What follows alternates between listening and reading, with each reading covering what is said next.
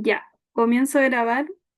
Bueno, en la clase pasada lo que terminamos de ver fue la circulación de vientos y describimos de qué se trata la celda de Hadley, que inicia, digamos, con el calentamiento en la superficie, en esta zona ecuatorial, donde el aire se vuelve menos denso, comienza a ascender y se forma una alta presión por acumulación en altura.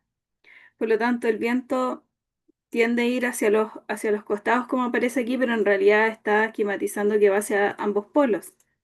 Pero llega un momento, esto ocurre por la fuerza gradiente de presión, que va siempre de alta a baja, que ese aire se va a enfriar. Entonces va a tender a bajar en estas zonas y justo baja por geometría en 30 grados sur y 30 grados norte, ya que es lo que está esquematizado acá. Acá está el viento descendente. Pero aquí en superficie tenemos una baja presión en superficie. Por lo tanto, el viento va a tender a ir hacia esa baja presión y eso es lo que conforma lo que conocemos como los vientos alisios, que están esquematizados en color celeste en esta figura. Y esta es la celda de Hadley. En realidad, también les había mencionado que no todo el viento logra efectivamente, no es que baje todo el aire en esta parte en los 30 grados, sino que algo igual logra escapar hacia los polos y forma otra celda, que es la celda de Ferrel, y luego viene la celda polar. Ya, pero es exactamente lo mismo, algo de aire que alcanza a escapar y después vuelve a bajar. Y después lo que quedó de ese aire por arriba, después vuelve a bajar y forma la última celda, que es la celda polar. Entonces, bueno, aquí también veíamos las ondas de Rossby, que son estos sistemas de altas y bajas presiones que se transportan junto con estos vientos del oeste. ¿De dónde vienen estos vientos? ¿Alguien me puede decir? Porque aquí en esta parte de latitudes medias tenemos una circulación de vientos del oeste. Pero, ¿por qué se origina?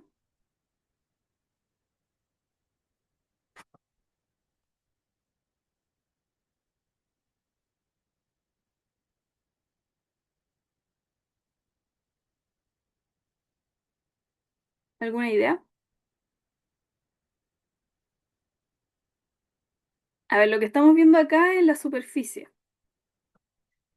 Y en realidad esta circulación también uno la puede ver en altura. Y para ello podemos ir a la diapositiva anterior donde tenemos la esquematización de la circulación en altura.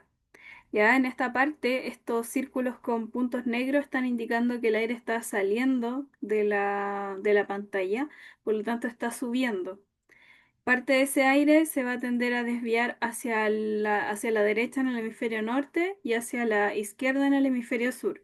Y forman esta circulación que está dominada por vientos del oeste y que conocemos como jet. Esto es en altura.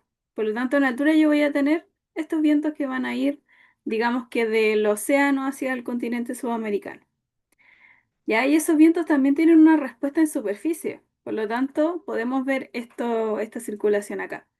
Ahora, se ve claramente que no es una circulación, digamos, que vaya perfectamente zonal, sino que también serpentea hacia el norte y hacia el sur. Eso es parte de la complejidad de la atmósfera. Por lo tanto, vamos a tener estos vientos y yo me refiero a que el sistema de altas y bajas, que son estas que vimos acá, se transportan junto con ese viento. Ya esa es una de las explicaciones de por qué se desplazan hacia el este, pero también hay otra explicación más dinámica, ya que no vamos a ver esa ecuación. Pero la ecuación de vorticidad nos explica por qué se tienen que transportar usualmente siempre de océano a continente. Ya, y eso es lo que hemos visto hasta ahora con estos sistemas de tiempo atmosférico, que no lo hemos descrito bien como sistemas, pero les cuento que estas altas y bajas presiones son tremendamente importantes para los regímenes de precipitación, de temperatura, de distintas variables meteorológicas. Nosotros nos vamos a enfocar en Chile Centro-Sur. ¿Ya? Entonces, tenemos este tránsito de sistemas de ondas de Rossby, que son características de latitudes medias, que no tienen nada que ver con las altas y bajas presiones ecuatoriales, ya que las bajas presiones en el ecuador se forman porque se calienta la superficie, por lo tanto son bajas térmicas. Nosotros no tenemos bajas térmicas o no tenemos ciclones térmicos, sino que son ciclones extratropicales. Y bueno, estos sistemas se desplazan a ritmos cuasi semanales, porque son parte de la escala sinóptica, que déjenme corroborar que eso ya lo vimos, pero me parece que sí, porque si vimos viento geostrófico tuvimos que ver escala sinóptica. Claro, cuando hicimos el análisis de escala, que es ver aproximadamente qué valor o en qué magnitud tiene cada uno de los términos de la ecuación de movimiento, hablamos un poco de la escala sinóptica, ya que son, de hecho acá aparece, la escala sinóptica dice que son fenómenos que ocurren aproximadamente en miles de kilómetros, porque tiene una escala espacial de 10 a la 6 metros, y entre días y una semana. Por lo tanto, por eso decía yo que son cuasi semanales estos sistemas. Ya, entonces, bueno, lo que vamos a ver hoy día es un fenómeno súper importante y interesante que se llama bajas o vaguadas costeras. Y ahí les cuento que estos sistemas tienen el mismo origen que estos sistemas de acá. Estos sistemas me refiero. Ya tienen el mismo origen, pero tienen una característica particular y es que temporalmente forman parte de la escala sinóptica, porque una vaguada costera no puede durar 2 semanas, dura entre 3 a 5 días, máximo 6, pero en la escala espacial está más confinado, ¿ya? ¿Y por qué ocurre eso? Y eso es por la profunda influencia que ejercen las masas continentales sobre las ondas de Rossby.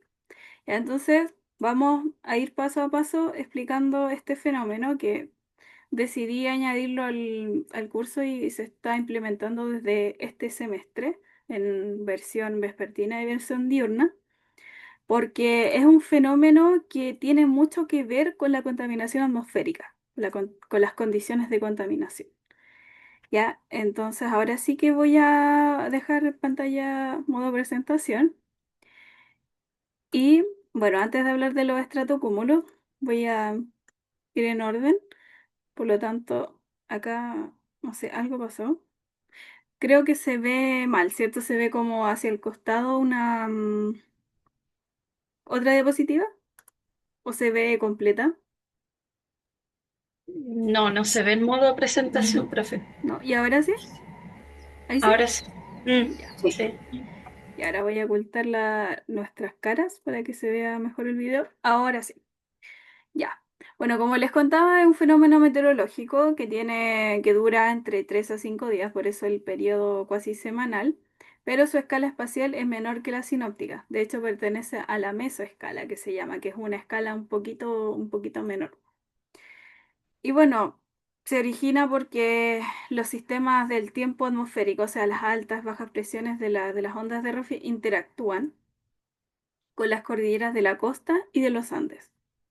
Si bien este fenómeno no produce cambios muy severos del tiempo, no van a traer inundaciones, por ejemplo, pero sí tiene cambios en condiciones meteorológicas que son muy fáciles de identificar, como por ejemplo en las condiciones del viento, de la nubosidad tanto en la costa como en el interior y en los cajones cordilleranos, en las condiciones de ventilación en los valles interiores y por lo tanto en la contaminación atmosférica y también en las temperaturas máximas, ya porque usualmente cuando ocurre esto hay un pic muy alto de temperatura en una de las etapas, y ya vamos a ver cuáles son estas etapas.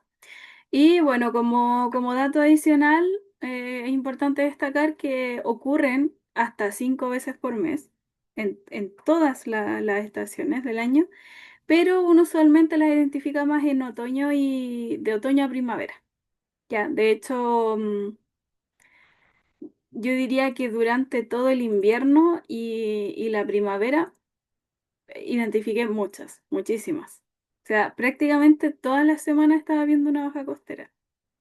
Ya, entonces ahora les cuento cómo las pude identificar. Uno primero va a observar qué está pasando en el ambiente y luego va a las cartas sinópticas para verificar.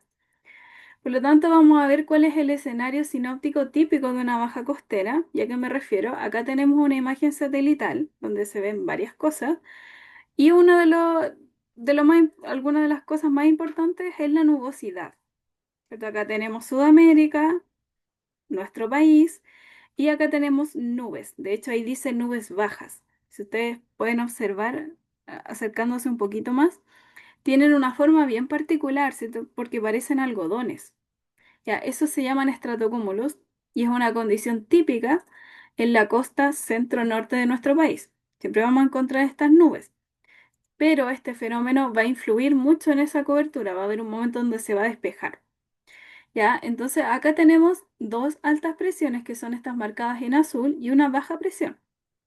Esta alta presión que está acá, ¿qué será? De acuerdo a lo que vimos en la clase anterior. Un ciclón. Las altas presiones son ¿Sí era? anticiclones. Ah, eso, anticiclón. Y en ambos hemisferios se llaman anticiclones. ¿Qué es lo que cambia? La circulación. En este caso, como estamos en el hemisferio sur, se mueve así, como está marcando mi puntero. Y claro, ese es un anticiclón, pero es un anticiclón súper especial, porque es nuestro anticiclón. ¿A qué me refiero con esto? Aquí es el anticiclón que siempre está ahí, el cuasi permanente que recibe el nombre de anticiclón del Pacífico Sudeste. También lo vimos acá. Aquí hay una descripción de que ese anticiclón que yo le llamé AS y que siempre lo podemos ver. Ya siempre va a estar ahí porque es una parte esencial de la parte descendente de la celda de Hadley. Por eso siempre está ahí, porque siempre está bajando el aire.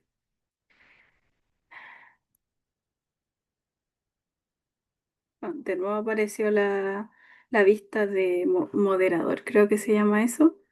Ya, ahora sí. Y a la derecha, o más bien hacia el este, tenemos otro anticiclón que es un anticiclón migratorio. ¿Y a qué me refiero con esto? De partida que no es cuasi permanente, sino que siempre está moviéndose. Y este es parte esencial de esas ondas de Rossby que veíamos. ¿Ya? Entonces, ¿se acuerdan cuando teníamos la alta, baja, alta? Bueno, esta es una de esas altas.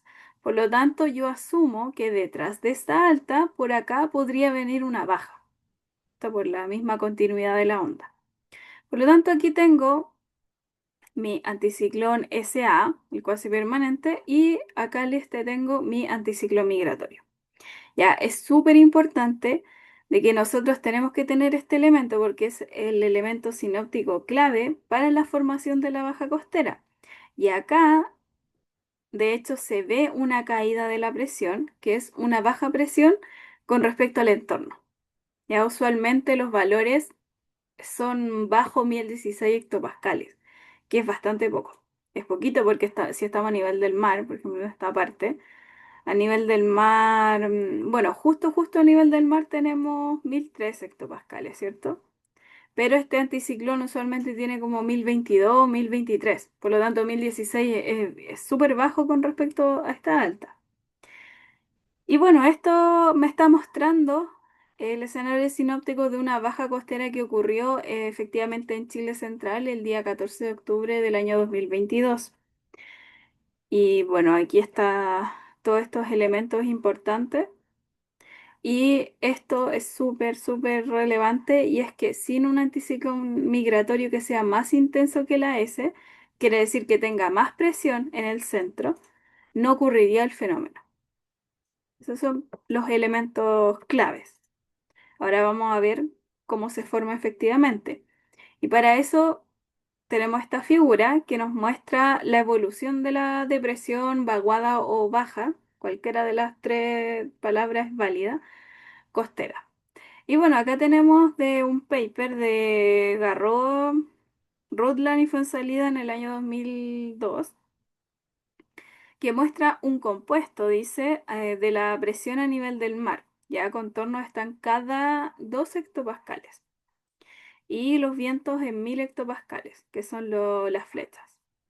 Y bueno, dice que estos compuestos son de el día enfoquémonos acá en el día cero, que es cuando efectivamente culmina la baja costera, pero también nos está mostrando una condición media del día anterior y de los 2 días anteriores, pero también del día 1,5 siguiente, ¿ya? Porque en realidad esto es un promedio, es un compuesto.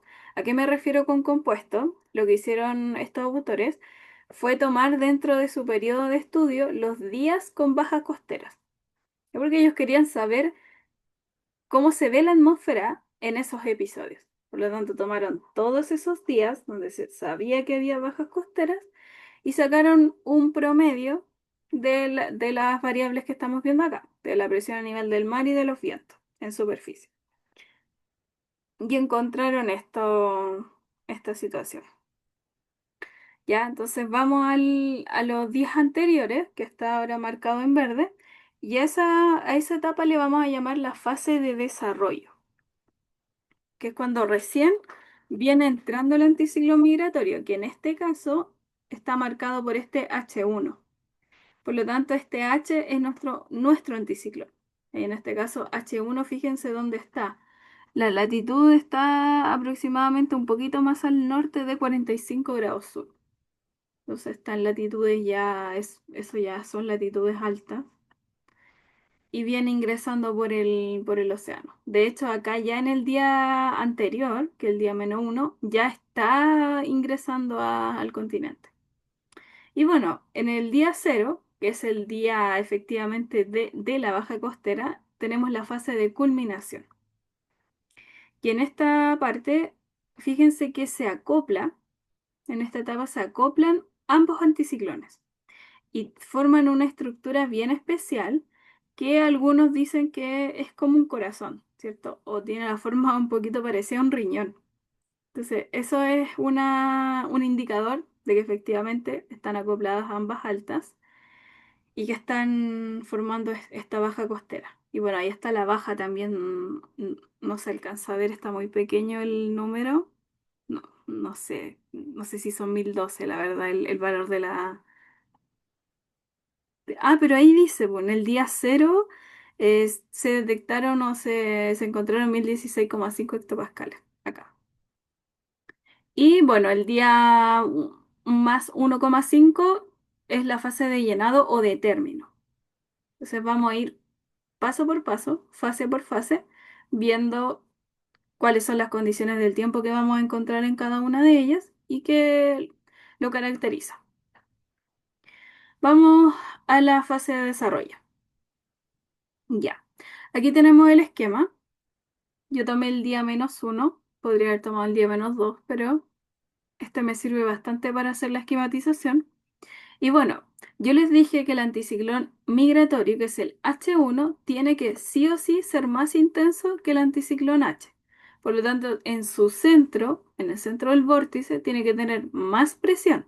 O sea, puede tener, por ejemplo, 1022 versus 1024. Y eso va a generar una fuerza de gradiente de presión. ¿Que hacia dónde debería ir? Es una pregunta para ustedes.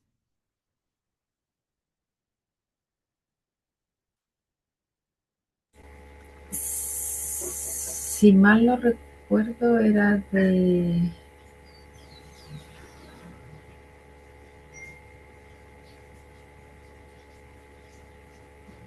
Me refiero a hacia dónde va el viento debido a la fuerza de gradiente de presión.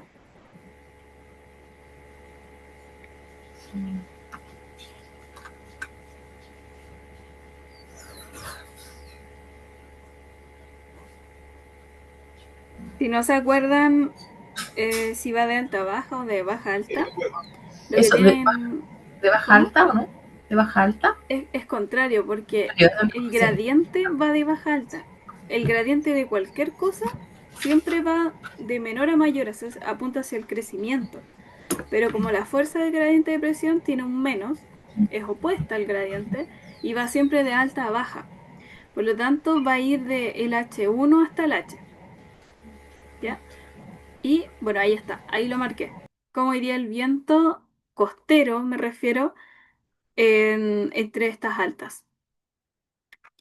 ¿Hay dudas?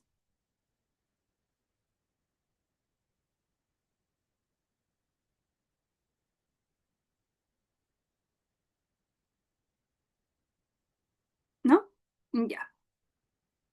Entonces, bueno, nosotros ya hemos visto en las clases anteriores que el viento no se mueve únicamente por esta fuerza de presión, sino que hay otras fuerzas que influyen en la escala sinóptica.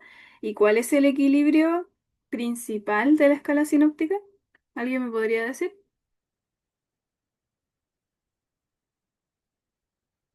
Cuando hicimos análisis de escala llegamos a una ecuación que equilibraba, había un equilibrio entre dos fuerzas que tenían la misma magnitud.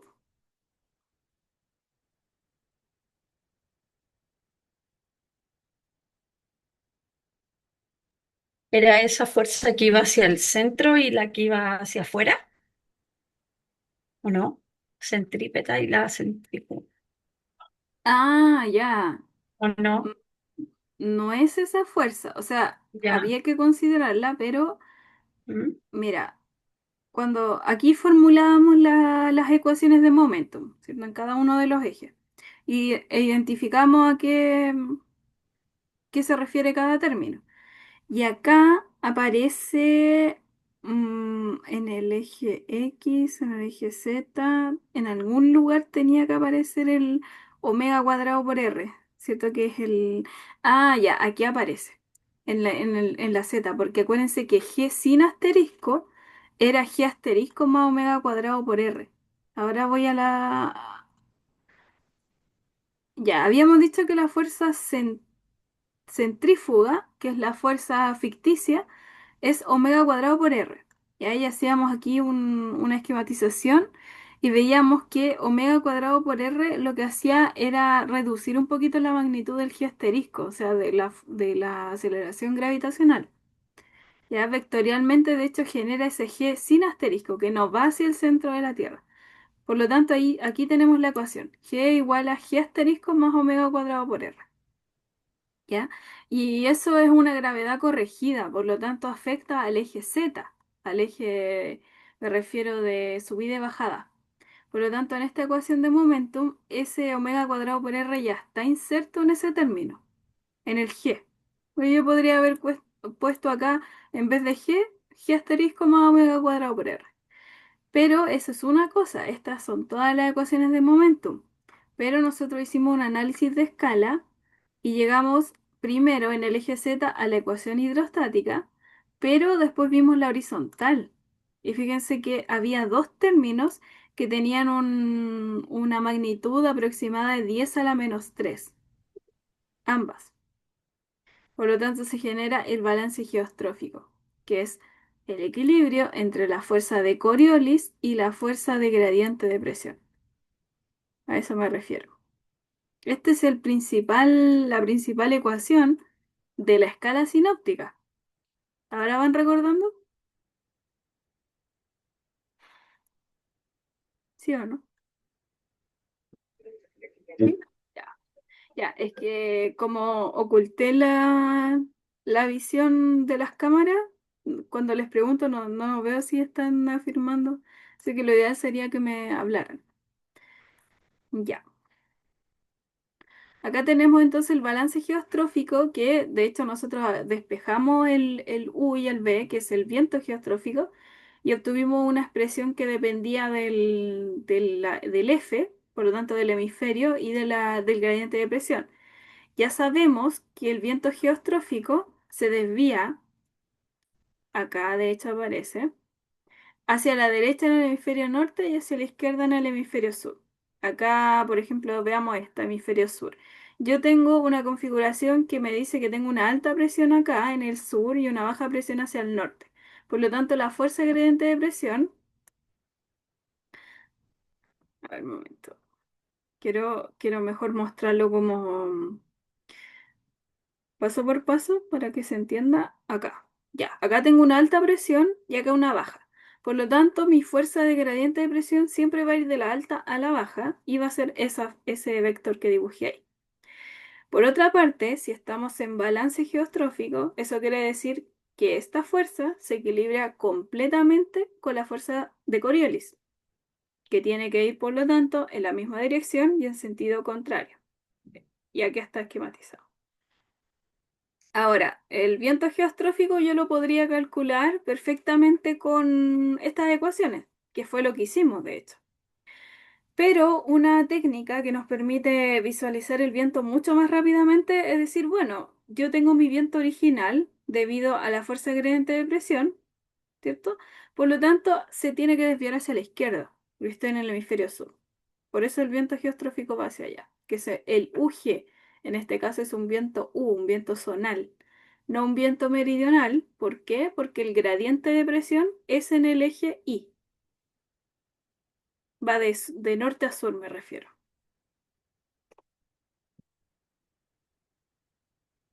Y bueno, eso es lo que tenemos que aplicar para poder entender la baja costera. Por eso les preguntaba, acá voy a de nuevo, no sé, por defecto esta cosa está así, la voy a tener que arreglar, ¿ya? Y bueno, acá está mi fuerza gradiente de presión. ¿Y hacia dónde va la fuerza Coriolis? Si estamos en equilibrio geostrófico.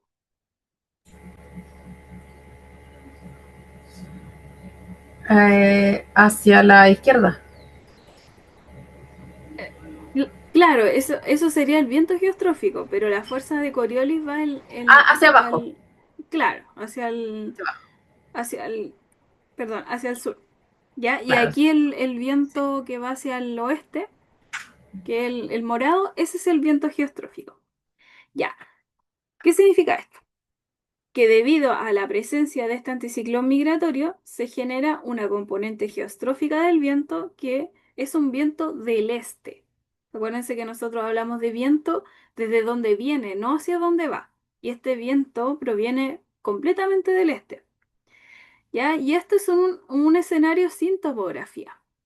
Pero ¿qué pasará con la topografía? ¿Se imaginan qué ocurre con ese viento del este? ¿Habrá algo que impida quizás que vaya hacia el océano?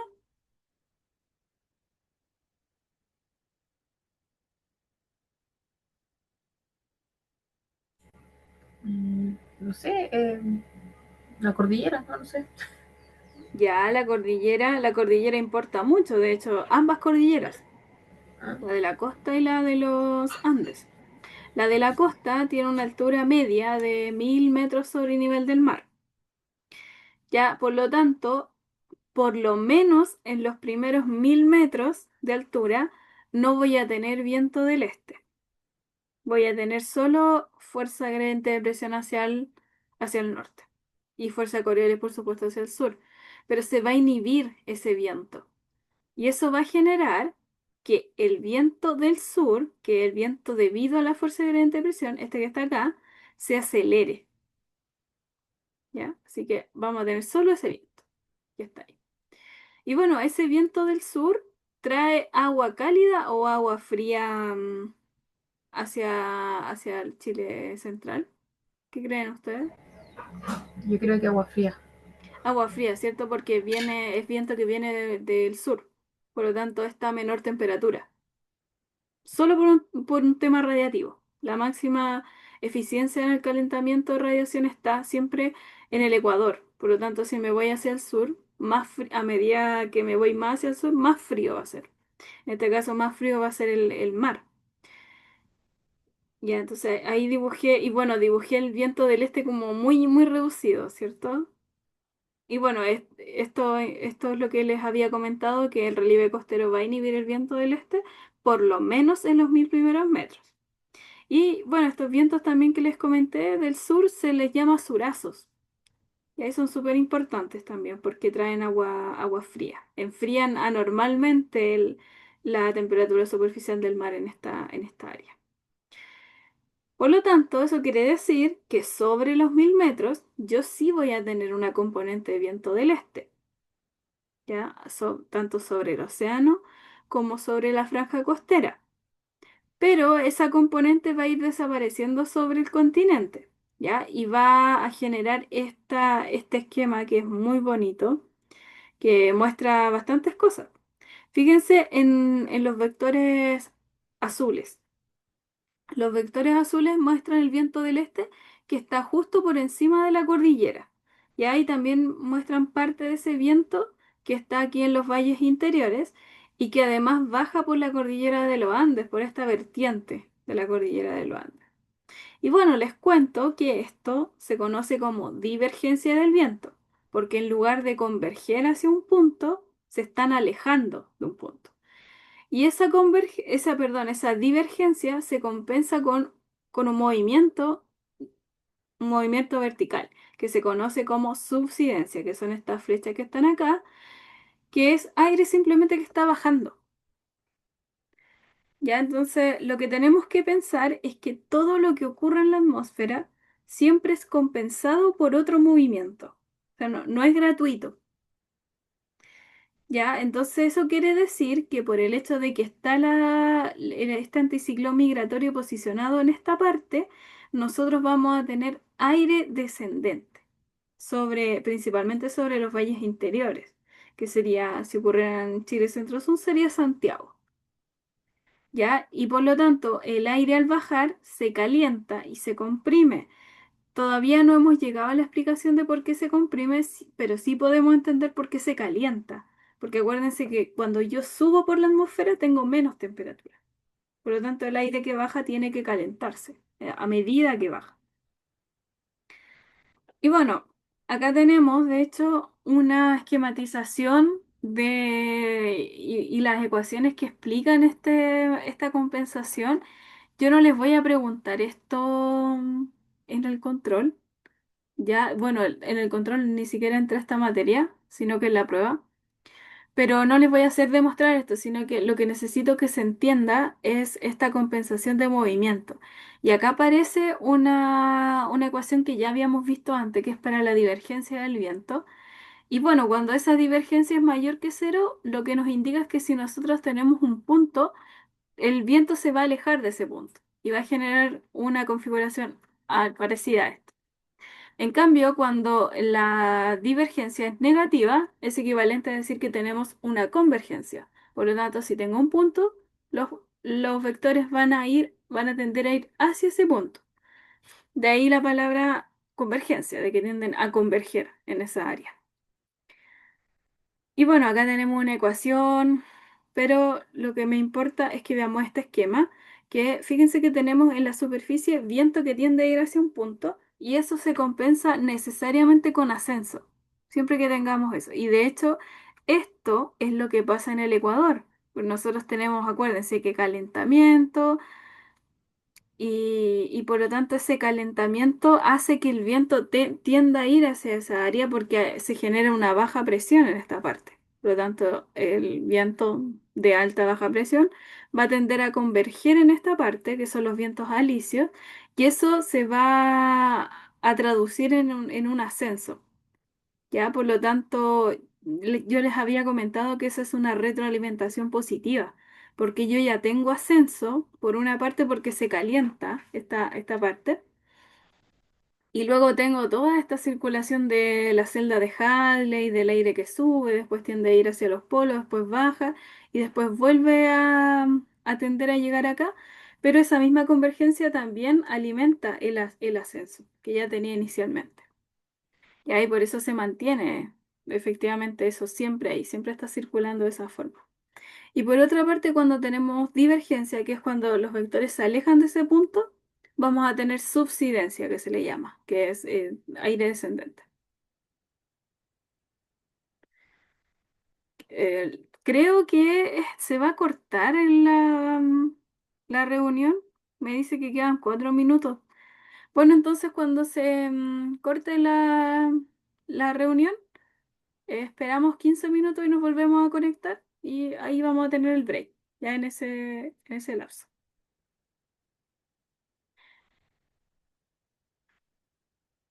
Y bueno, acá tenemos por lo tanto en esta parte, en este escenario con topografía, vamos a tener la subsidencia de aire y eso va a producir que se caliente. Y eso va, por supuesto, a aumentar la temperatura del aire. Y los vientos que vimos anteriormente acá, este viento, ahora voy al esquema, acá.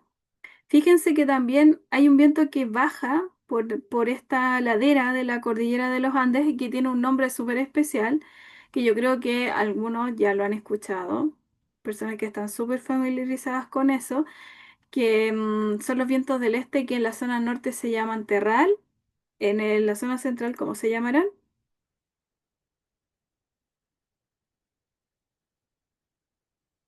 Eh, Me imagino que vientos cordilleranos, no, no sé, estoy inventando. ¿Han escuchado el raco? Ah, no, no.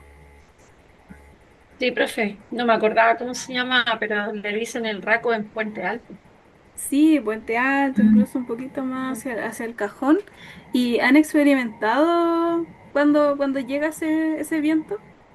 Sí, Fabiola, ¿nos puedes compartir cómo Es es, cómo será es la un viento fuerte, temperatura? es un Sí, viento fuerte y tibio. claro, es fuerte, va, digamos que pegado a la cordillera, va bajando y como por el hecho de bajar se va calentando. Ya por eso se Mm, siente tibio y efectivamente es súper tibio y además es seco. sí, Ya esa es otro aspecto súper importante del descenso y es que el aire se calienta, se comprime y se seca. En cambio, cuando sube, el aire se enfría, se expande y se humidifica. Es todo lo contrario. Ya, ahora, ahí sí. Ah, y bueno, la zona sur se llama Puelche. Es exactamente el mismo fenómeno, distinto nombre por la zona de ocurrencia. Y por lo tanto, en esta fase de desarrollo, lo que nosotros vamos a encontrar en los valles interiores es una gran amplitud térmica. ¿A qué me refiero con esto? La amplitud térmica es la temperatura máxima menos la temperatura mínima. Así se define.